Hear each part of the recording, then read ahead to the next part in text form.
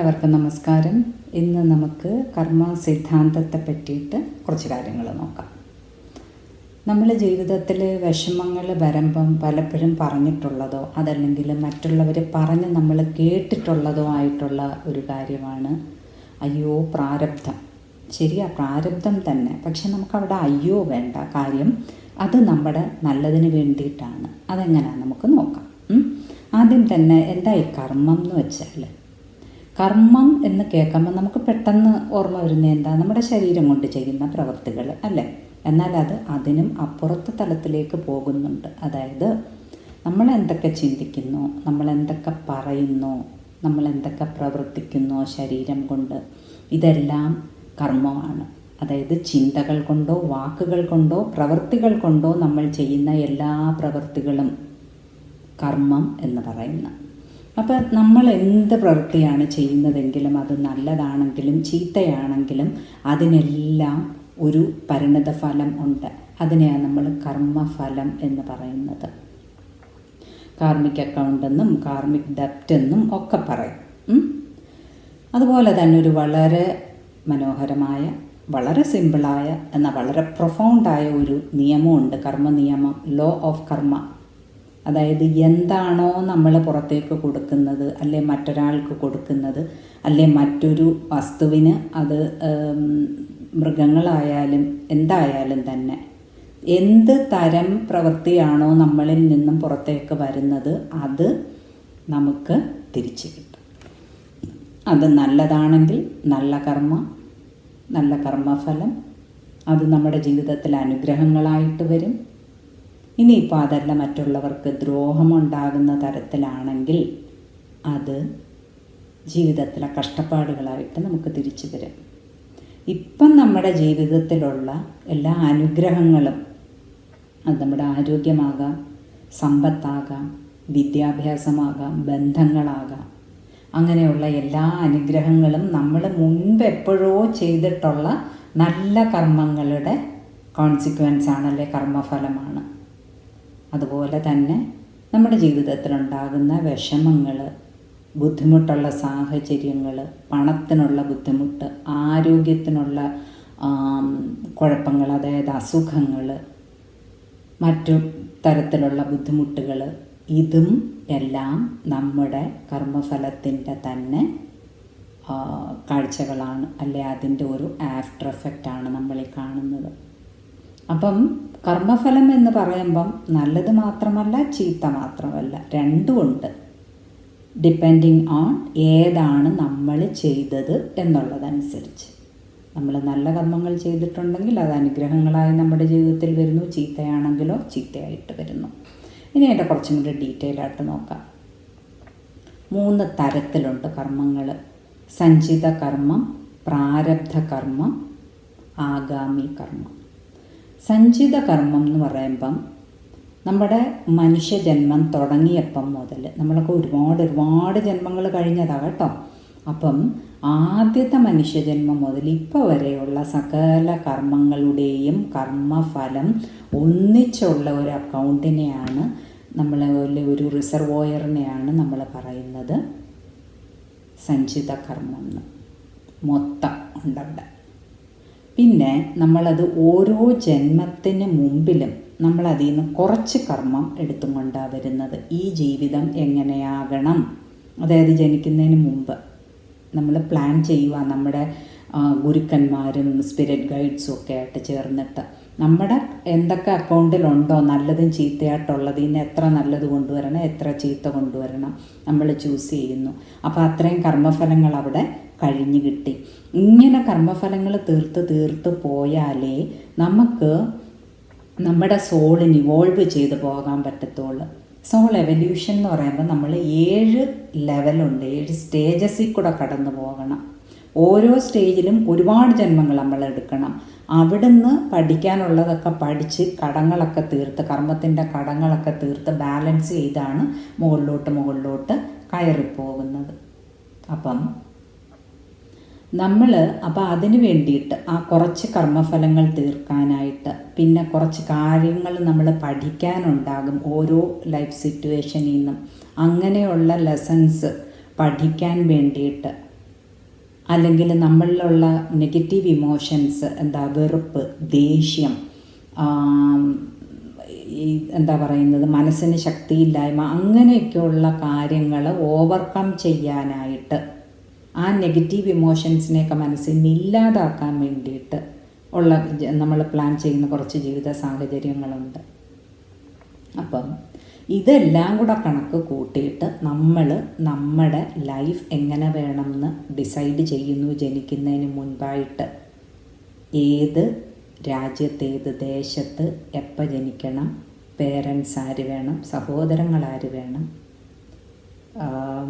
ആരെയൊക്കെ നമ്മൾ ജീവിതത്തിൽ കണ്ടുമുട്ടണം, മറ്റുള്ള എല്ലാ തരം റിലേഷൻസും, ഭർത്താവ്, അതേപോലെ സുഹൃത്തുക്കൾ, അതുപോലെ വിദ്യാഭ്യാസം, ഇതെല്ലാം നമ്മൾ തീരുമാനിച്ചുറപ്പിച്ചിട്ടാണ് വരുന്നത്.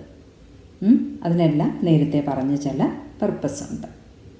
അപ്പം അങ്ങനെ നമ്മൾ കൊണ്ടുവരുന്ന ആ കുറച്ച് പോർഷൻ, അതിനാണ് നമ്മൾ പറയുന്നത് പ്രാരബ്ധ കർമ്മം.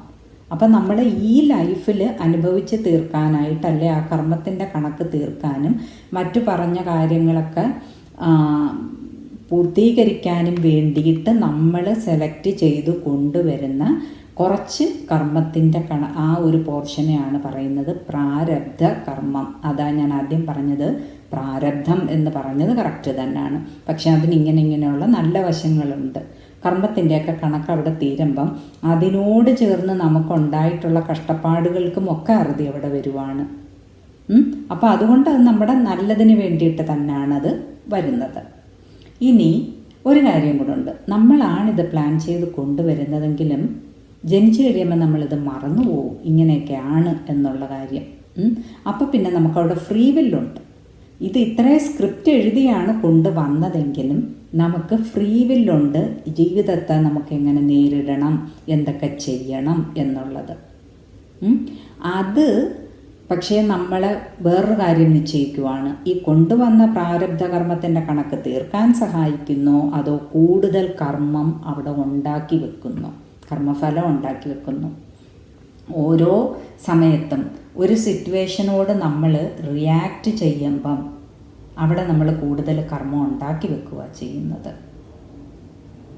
അപ്പോൾ അതിനെ പറയുന്നതാണ് ക്രിയാമന കർമ്മം. അതായത് ഇപ്പം ഉള്ള ജീവിത സാഹചര്യങ്ങളെ നമ്മൾ എങ്ങനെ നേരിടുന്നു, നമ്മൾ ക്ഷമയോടുകൂടി ഈ പറഞ്ഞ ഒരു മനസ്സിലാക്കലോടുകൂടി ജീവിതത്തെ കാണുന്നോ അതോ അതിനെ ശപിച്ചും നമുക്ക് വിഷമം ഉണ്ടാക്കിയെന്ന് നമ്മൾ കരുതപ്പെടുന്നവരോട് ദേഷ്യം കാണിച്ചും വെറുപ്പ് കാണിച്ചും പ്രതികാരം ചെയ്തും അവരെ ദ്രോഹിച്ചും മുന്നോട്ട് പോകണോ വേണ്ടയോ എന്നുള്ളത് അതെടുക്കാനുള്ള തീരുമാനം നമുക്കൊരു റൈറ്റുണ്ട്. അതാണ് ഫ്രീ വില്ല്. പക്ഷെ അതിന് കോൺസിക്വൻസ് ഉണ്ട്. വീണ്ടും കർമ്മഫലം കൂടുകയുള്ളൂ നമ്മൾ ആ ചെയ്യുന്ന പ്രവൃത്തി അനുസരിച്ചിട്ട്. അപ്പോൾ അത് ക്രിയാമന കർമ്മം. പിന്നെ ആഗാമി എന്ന് പറഞ്ഞപ്പോൾ ഇനി വരാൻ പോകുന്ന കർമ്മം. ഇവിടെ മാത്രമാണ് നമുക്ക് ടോട്ടൽ കൺട്രോളുള്ള ഒരു കർമ്മം. അതായത് പണ്ട് ചെയ്ത കർമ്മങ്ങളുടെ ഫലം നമ്മൾ ഇപ്പം അനുഭവിക്കുന്നു. അപ്പം ഇപ്പം ചെയ്യുന്ന കർമ്മങ്ങളുടെ ഫലമാണ് നമ്മുടെ മുന്നോട്ടുള്ള ജീവിതം അല്ലെങ്കിൽ വരും ജന്മങ്ങൾ. അപ്പം ഇപ്പം നമ്മൾ ബോധപൂർവം കൂടുതൽ നന്മ നിറഞ്ഞ കാര്യങ്ങൾ ചെയ്തു കഴിഞ്ഞാൽ അത് നമ്മുടെ മുന്നോട്ടുള്ള ജീവിതത്തിൽ അല്ലെങ്കിൽ വരും ജന്മങ്ങളിൽ അനുഗ്രഹങ്ങളായിട്ടാണ് നമുക്ക് വരുന്നത്. നമ്മുടെ സോളിനെ അത് നന്നായിട്ട് ഇവോൾവ് ചെയ്ത് വരാനും സഹായിക്കുന്നുണ്ട്. അപ്പോൾ അതാണ് 3 തരം കർമ്മങ്ങൾ. പിന്നീട് ഇനിയിപ്പം കഴിഞ്ഞത് കഴിഞ്ഞു, പാസ്റ്റ് ഈസ് പാസ്റ്റ്. അവിടെ ഇപ്പോൾ കഴിഞ്ഞ ജന്മങ്ങളിലേക്ക് തിരിഞ്ഞു പോയി, അല്ലെ ഈ ജന്മം തന്നെ ചെയ്ത തെറ്റുകളിലേക്ക് തിരിഞ്ഞു പോയി ആ ചെയ്ത ആക്ച്വൽ പ്രവൃത്തിയെ നമുക്കിപ്പോൾ മാറ്റാൻ പറ്റില്ല, നടന്നു കഴിഞ്ഞു അത്. പക്ഷേ എന്നാൽ നമുക്ക് പരിഹാരമുണ്ട്. എന്താണെന്നറിയോ? ഈ കർമ്മഫലത്തെ നമുക്ക് മാനേജ് ചെയ്യാൻ പറ്റും, സെറ്റിൽ ചെയ്യാൻ പറ്റും. ആ ഒരു കാർമിക് ഡെപ്റ്റിനെ നമുക്ക് സെറ്റിൽ ചെയ്യാൻ പറ്റും. 2 കാര്യങ്ങൾ. ആദ്യം തന്നെ നമ്മൾ മനസ്സിലാക്കണം, കർമ്മഫലം എന്ന് പറയുമ്പം പണിഷ്മെൻ്റ് അല്ല, അതൊരു ശിക്ഷയല്ല. മറിച്ച് നമ്മുടെ ഈ കണക്കിൽ കിടക്കുന്ന കർമ്മങ്ങളുടെയൊക്കെ കണക്ക് തീർക്കാനുള്ള ഒരവസരം, പുതിയ ജീവിതത്തിന് ഉയർച്ച ഉണ്ടാക്കുന്ന, ആത്മീയമായും ഭൗതികമായും ഉയർച്ച ഉണ്ടാക്കുന്ന കാര്യങ്ങൾ പഠിക്കാനുള്ള ഒരു അവസരമാണത്. പിന്നെ 2 കാര്യങ്ങൾ ചെയ്ത് നമുക്ക് ഈ പാസ്റ്റ് കർമ്മയെ സെറ്റിൽ ചെയ്യാം. ഒന്ന്, ലെസൺ ലേണിംഗ് എന്ന് പറയും. അതായത് എന്ത് ജീവിത സാഹചര്യങ്ങളിലും ഒരു ബുദ്ധിമുട്ട് വരുവാണെങ്കിൽ നമ്മൾ ആ സിറ്റുവേഷനെ ഒന്ന് നോക്കുക, ഇവിടെ നിന്ന് എനിക്ക് എന്താണ് പഠിക്കാനുള്ളത്. ഇപ്പം ഉദാഹരണത്തിന് ഒട്ടും ആത്മവിശ്വാസം ഇല്ലാത്ത ഒരു സോളാണെന്ന് കരുതിക്കോ. അപ്പോൾ അത് ഉദ്ദേശിക്കുന്നു ഈ ആത്മവിശ്വാസം എന്നുള്ള ഒരു ക്വാളിറ്റി എനിക്ക് ഡെവലപ്പ് ചെയ്തെടുക്കണം. അപ്പോൾ അതിന് വേണ്ടിയിട്ട് ഈ ആത്മവിശ്വാസം കെടുത്തുന്ന തരത്തിലുള്ള സകല സാഹചര്യങ്ങളിൽ സോള് പ്ലാൻ ചെയ്യും. ഒരു പക്ഷേ വിദ്യാഭ്യാസം അധികം ഉണ്ടാവില്ല, അതല്ലാതെ ചുറ്റുമുള്ളവർ, അത് പേരൻസ് ആയാലും സഹോദരങ്ങളായാലും സുഹൃത്തുക്കളായാലും മറ്റെവിടെ ആ കുട്ടി ചെന്നാലും അതിനെ കുറ്റം പറയുകയും അത് ചെയ്യുന്ന നന്മയെ കാണാത്തതും ഒക്കെ ആയിട്ട് ആൾക്കാരുമായിട്ടായിരിക്കും അതിനിടപെടേണ്ടി വരുന്നത്. പക്ഷേ അങ്ങനെ കുറേ ആയിക്കഴിയുമ്പം ഈ കുട്ടിക്ക് തന്നെ ഉള്ളിലൊരു തോന്നൽ ഉണ്ടാകാം. അതായത് ഞാൻ എന്തിന് പുറത്തുനിന്നുള്ള അംഗീകാരം ആഗ്രഹിക്കുന്നു, ഞാൻ ചെയ്യുന്നു എൻ്റെ ലെവലിൽ നിന്ന്. എനിക്ക് എൻ്റേതായിട്ടുള്ള കുറവുകളുണ്ട്, എല്ലാവർക്കും ഉണ്ട്, അത് ഞാൻ ആക്സെപ്റ്റ് ചെയ്യുന്നു. I am perfect in the way I am. പിന്നെ ഈ അംഗീകാരം മറ്റുള്ളിടത്തു നിന്നല്ല, അത് എൻ്റെ ഉള്ളിലിരിക്കുന്നതാണ്, അതെനിക്ക് എന്നിൽ നിന്ന് തന്നെ കിട്ടേണ്ടുന്നതാണ്. ആ ഒരു തിരിച്ചറിവ് ഉണ്ടാകുമ്പോഴത്തേക്ക് അവിടെ പഠിക്കേണ്ട ലെസൺ പഠിച്ചു കഴിഞ്ഞു. പിന്നെ അത് ജീവിതത്തിൽ അപ്ലൈ ചെയ്യുക. ഇങ്ങനെ വരുമ്പോഴത്തേക്ക് ആ ഒരു കാർമിക് ലൂപ്പിൽ നിന്ന് നമ്മൾ പുറത്തായി കഴിഞ്ഞു. ഇത് കർമ്മഫലത്തിൻ്റെ കാര്യവും ഉണ്ട് അതിനകത്ത്. ഒരു ജീവിത സാഹചര്യം വരുമ്പം അവിടെ നമ്മൾ ചുറ്റുമുള്ളതിനെയും ചുറ്റുമുള്ളവരെയും എല്ലാം പഴിച്ച് പ്രതികാരം വീട്ടാനും ബഹളത്തിനും പോകുന്നതിന് പകരം ഒന്ന് ആലോചിച്ച് നോക്കുക, എന്താണ് എനിക്ക് ഈ ഒരു സാഹചര്യത്തിൽ നിന്നും പഠിക്കേണ്ടുന്നത്. പ്രത്യേകിച്ചും നമ്മുടെ ജീവിതത്തിൽ ഒരു സ്പെസിഫിക് പാറ്റേൺ ഇങ്ങനെ വന്നുകൊണ്ടേയിരിക്കുന്നു എങ്കിൽ അതിൻ്റെ അർത്ഥം ഉറപ്പായിട്ട് നമുക്ക് അവിടെ നിന്ന് എന്തോ പഠിക്കാനുണ്ട് എന്നുള്ളത് തന്നെയാണ്. അപ്പം നോക്കുക, എന്താണ് എനിക്ക് ഇവിടെ നിന്ന് പഠിക്കാനുള്ളത്. ഇപ്പം വളരെയധികം ചുറ്റുമുള്ളവരിൽ നിന്നും കഷ്ടപ്പാടും ബുദ്ധിമുട്ടും ഒക്കെ ഉള്ള ഒരു കുടുംബമാണെങ്കിൽ കൂടി, അല്ലെ അങ്ങനെ ഒരു ബന്ധത്തിലാണെങ്കിൽ കൂടിയും നമുക്ക് ചിന്തിക്കാം അവിടുന്ന് പഠിക്കാനുണ്ട്. അക്സെപ്റ്റൻസ്. ഇപ്പം ശരിയാണ്, നമുക്ക് പറയാൻ എളുപ്പമാണ് മറ്റുള്ളവരെ accept the other person as he is അല്ലെ ആസ് ഷീ ഈസ് എന്നൊക്കെ പറയാൻ എളുപ്പമാണ്. എങ്ങനെ പ്രാവർത്തികമാക്കാൻ അല്ലേ? പ്രത്യേകിച്ചും നമുക്ക് അവരിൽ നിന്ന് ഒരുപാട് വേദനകളുണ്ടാകുമ്പോൾ. അവിടെയാണ് സെൽഫ് ലവിൻ്റെ പ്രസക്തി. സെൽഫ് ലവ് എന്ന് പറയുമ്പോഴത്തേക്ക് നമ്മളെ തന്നെ സ്നേഹിക്കുക. എങ്ങനെ? നമുക്കിപ്പം ആത്മാവിൻ്റെ തലത്തിൽ നമ്മൾ പെർഫെക്റ്റാണ്, അവിടെ ഒരു പ്രോബ്ലം ഇല്ല. പക്ഷേ മനസ്സിൻ്റെ ശരീരത്തിൻ്റെയൊക്കെ തലത്തിൽ വരുമ്പോഴത്തേക്ക് നമുക്ക് പോരായ്മകളുണ്ട്. അപ്പം നമ്മുടെ പോരായ്മകളോടുകൂടി അംഗീകരിച്ച് ആക്സെപ്റ്റ് ചെയ്യുക. അതായത് വേറൊരാൾ അക്സെപ്റ്റ് ചെയ്യുന്ന കാര്യമല്ലേ പറയാം, നമ്മൾ തന്നെ നമ്മളെ അക്സെപ്റ്റ് ചെയ്യുക. എനിക്കങ്ങനെ ഒരു കുറവുണ്ട്, ആയിക്കോട്ടെ, ഞാൻ എന്നെ അക്സെപ്റ്റ് ചെയ്യുന്നു. അവിടെ സെൽഫ് ലവ് ഡെവലപ്പ് ചെയ്യുക ചെയ്യുന്നത്. അങ്ങനെ ചെയ്യുമ്പോൾ ഒരു ഗുണം എന്താണെന്നറിയോ?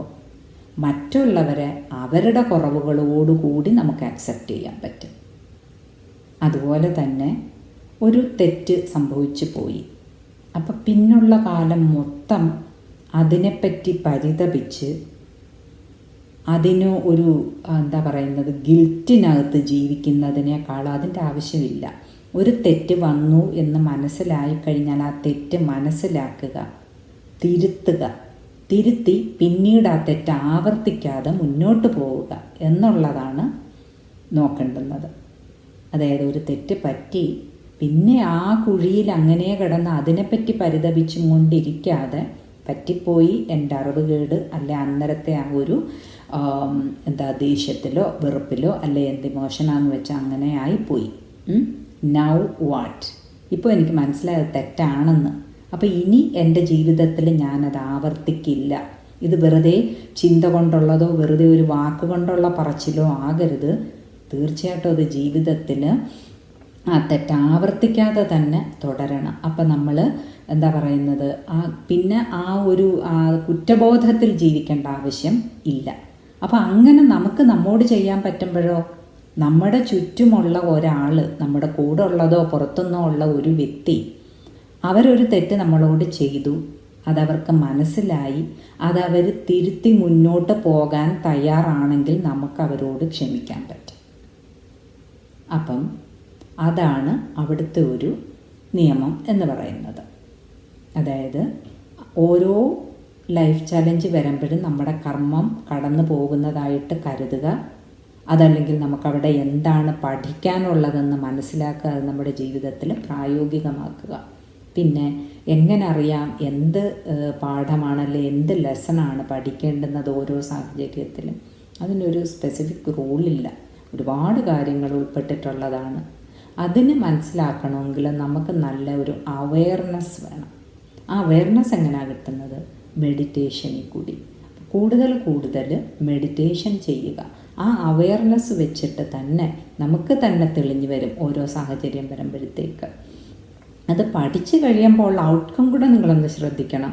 കാര്യം നമ്മൾ ആ ഒരു ലെസൺ പഠിച്ച് നമ്മളത് ജീവിതത്തിൽ അപ്ലൈ ചെയ്ത് കഴിയുമ്പം ഓട്ടോമാറ്റിക്കലി ആ സിറ്റുവേഷൻ നമ്മളുടെ ജീവിതത്തിൽ നിന്ന് മാറിപ്പോകും. അല്ലെങ്കിൽ ആ ഒരു വ്യക്തിയിൽ നിന്നും ഉണ്ടായിക്കൊണ്ടിരുന്ന ആ തലത്തിലുള്ള ബുദ്ധിമുട്ടുകൾക്ക് അറുതി വരും അവിടെ.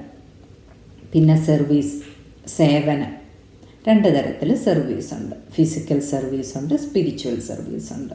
ഫിസിക്കൽ സർവീസ് എന്ന് പറയുമ്പോഴത്തേക്ക് അവിടെ നമ്മൾ ബേസിക്കലി നമ്മളിപ്പം ലക്ഷങ്ങളോ കോടികളോ മുടക്കി സേവനം ചെയ്യണം എന്നല്ല. സർവീസ് എന്ന് പറയുമ്പോഴത്തേക്ക് എന്താണോ നമ്മുടെ കയ്യിൽ കൂടുതലായിട്ടുള്ളത് അത് മറ്റുള്ളവർക്ക് കൂടി ആവശ്യമുള്ളവർക്ക് ഷെയർ ചെയ്യുക എന്നുള്ളതാണ്. പണം കൂടുതലുണ്ടോ, പണം കൊടുക്കുക. അതല്ല എന്താണ് നമ്മൾ ആളാൽ ഉള്ള സഹായമാണോ മറ്റൊരാൾക്ക് വേണ്ടുന്നത്, അങ്ങനെ ചെയ്യുക. ഇനിയിപ്പം അതല്ലെങ്കിൽ നമ്മൾ നന്നായിട്ട് ഭക്ഷണം പാചകം ചെയ്യും, ആഹാരം കഴിക്കാനില്ലാത്തവർക്ക് അല്ലെങ്കിൽ അത് സ്വയം വെച്ച് കഴിക്കാനുള്ള ആരോഗ്യമില്ല, സാഹചര്യമില്ലാത്തവർക്ക് നമ്മൾ കുറച്ച് ഭക്ഷണം ഉണ്ടാക്കി കൊണ്ടു കൊടുക്കുക. പിന്നെ ഇതൊന്നും തന്നെ നമ്മൾ യാതൊന്നും തിരിച്ച് പ്രതീക്ഷിച്ചും കൊണ്ടാവരുത് ചെയ്യുന്നത്. ഇത് ചെയ്യുമ്പം നമുക്കുള്ളിലുണ്ടാകുന്ന ഒരു തൃപ്തിയുണ്ട്. ആ ഒരു തൃപ്തിക്കും സന്തോഷത്തിനും വേണ്ടി മാത്രമായിരിക്കണം നമ്മൾ സേവനം ചെയ്യുന്നത്. തിരിച്ചൊന്നും പ്രതീക്ഷിക്കരുത്. ഒരു നന്ദി വാക്കോ അല്ലെങ്കിൽ നന്ദിയോ പോലും പ്രതീക്ഷിക്കരുത്. പിന്നെ സ്പിരിച്വൽ സർവീസ്, നമുക്ക് ഗ്രന്ഥങ്ങൾ എല്ലാ മതങ്ങളിലും ഉണ്ട്. നമ്മുടെ മതഗ്രന്ഥങ്ങൾ ഇപ്പം ആർക്കെങ്കിലും വായിച്ച് കേൾക്കാൻ ഇഷ്ടമാണെങ്കിൽ വായിച്ച് കേൾപ്പിച്ച് കൊടുക്കുക. അതിൻ്റെ അർത്ഥം പറഞ്ഞു കൊടുക്കാൻ അറിയാമെങ്കിൽ അങ്ങനെ ചെയ്യുക. മെഡിറ്റേഷൻ പറഞ്ഞു കൊടുക്കാൻ അറിയാമെങ്കിൽ അങ്ങനെ ചെയ്യുക. അപ്പോൾ എന്താണോ നമ്മളെ കൊണ്ട് പറ്റുന്നത് അത് മറ്റുള്ളവർക്ക് ചെയ്തു കൊടുക്കുക. ഒറ്റ കാര്യമേ ഉള്ളൂ, തിരിച്ച് ഒന്നും തന്നെ പ്രതീക്ഷിച്ചും കൊണ്ടാവരുത് ഈ ചെയ്യുന്നത്. അപ്പോൾ ഇങ്ങനെയുള്ള കാര്യങ്ങൾ മനസ്സിലാക്കി കഴിഞ്ഞാൽ, അതായത് നമ്മൾ എന്താണോ കൊടുക്കുന്നത് അത് നമുക്ക് തിരിച്ചു വരും.